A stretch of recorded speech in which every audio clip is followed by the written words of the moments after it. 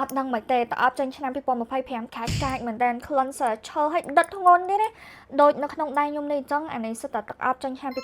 2025ហើយនឹងមាន2ក្លិននៅខាងក្រោយខ្នងទៀតទៅទឹកអប6ដប6ក្លិន5ដប3ដែលជាក្លិនឈើឲ្យដិតធ្ងន់បែប sexy ចឹងនេះមានដូចជា Asaro The Most Wanted Elixir ចេះពីជាលម៉ែ Elixir Absolute Blood the Channel Exclusive Parfum was all myself the absolute parfum ហើយនឹង Bad Boy Elixir ទៅក្លិនដែលចេញឆ្នាំ2025ហ្នឹងមានត Prada Paradigm នេះទេដែលស្រួលប្រើជាងគេអ្នកនរគ្នានិយាយថាក្លិនវាបែបរៀងដូចខ្ញុំនិយាយចឹងក្លិនស្រួលប្រើដូច was all myself ចឹងណាវាអត់សូវមានក្លិនឈើធ្ងន់ដូចពួកអា5ទៀតទេអ្នកនរគ្នាអា5ទៀតហ្នឹងគឺថាក្លិនចេញមកឈ្នះអស់ពិភពលោកតែម្ដងហើយបើនិយាយពីភាពជាប់